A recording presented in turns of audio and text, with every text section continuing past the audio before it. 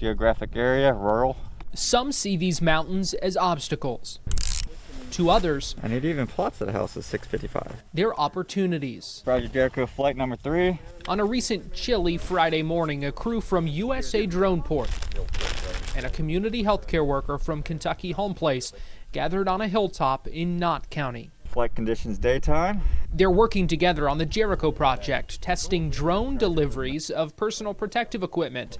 On this day, a new challenge, the group's first blind flight. The challenge really is, it's the first flight doing it, so getting sight of the house from our vantage point, because we didn't know what the house even looked like beyond, satellite top view. Really guesstimating from here to hit the house in the direction. It's 1,500 feet with a lot of trees and stuff in the way, so it's not visually like you can see it yourself. Chris Stiles, a former military drone pilot, has 11,000 hours of flight time.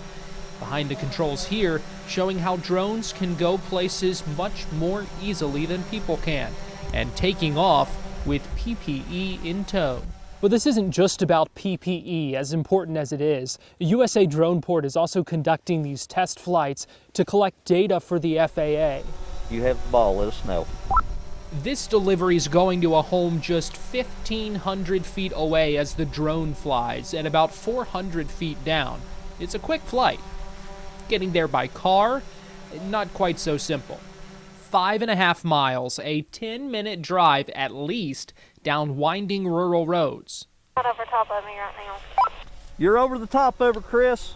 This technology, a tool that could make a real difference in isolated areas like this one. Right now we're just doing small things like PPE, gloves, and sanitizer, but we would like to eventually be able to do bigger packages and maybe even medicines. So that could really help out in our communities.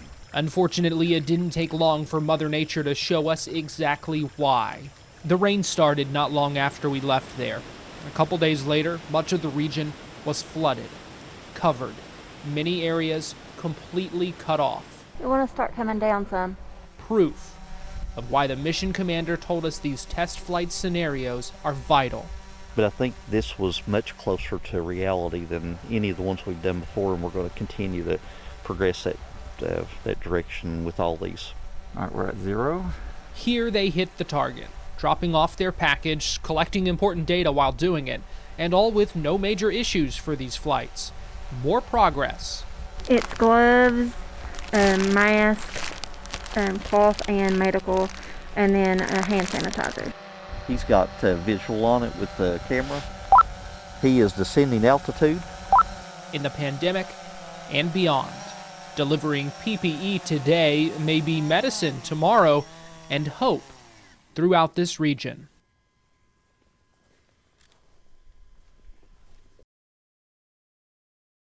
Do you all want to go on in? Hey. Photographer Matt Huber calls the shots We're just kind of checking it out right now. at least a dozen times, There's a whole entire house back there.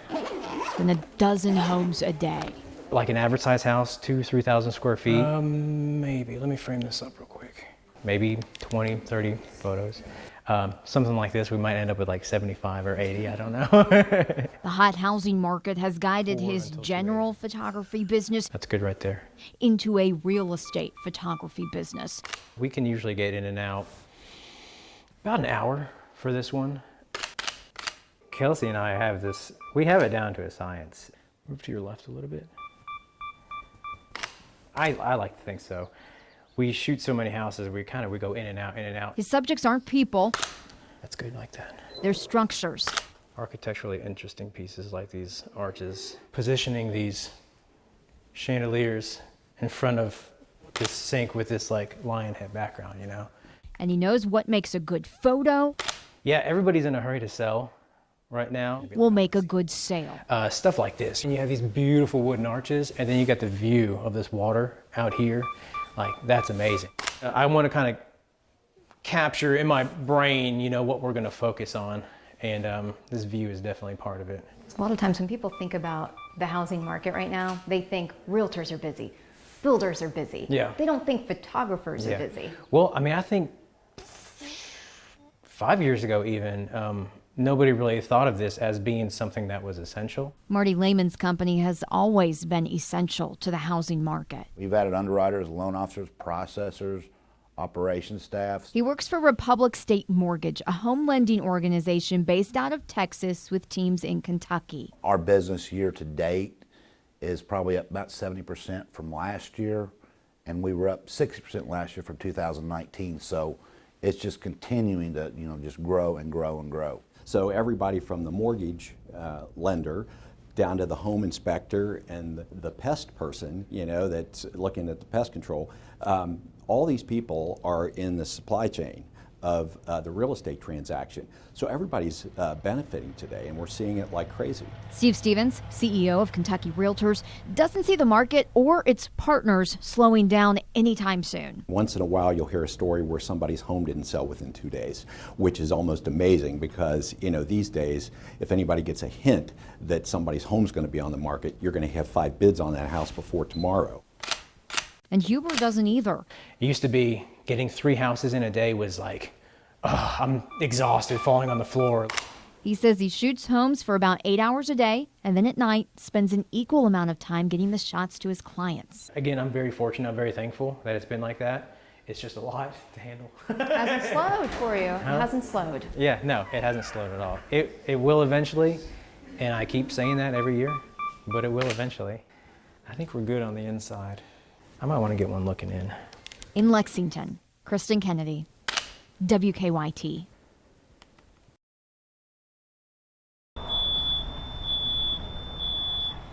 It's eerily quiet on this street, besides the sound of fire alarms. The same quiet the family living in this house experienced Friday night until the unthinkable happened. Nothing? There's nothing? I'm surprised she survived. Today, Alma Becken took her mom to what's left of her house. She's very shaky. It's their first time seeing this slab covered in their belongings. This is all that's left, which you pretty much see just the foundation. The garage was here, their cars, they're totaled.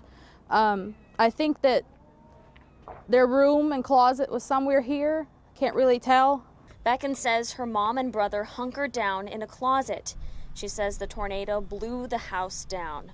They covered themselves with a little blanket and some cushions, and they prayed for the best. Becken says her mother and brother ran to safety. Like once they came to, they were somewhere down here where our shed used to be, behind our porch area, which doesn't exist anymore, as you see.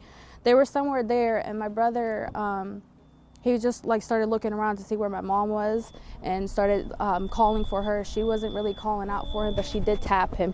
Now they're back on their street, which is now unrecognizable.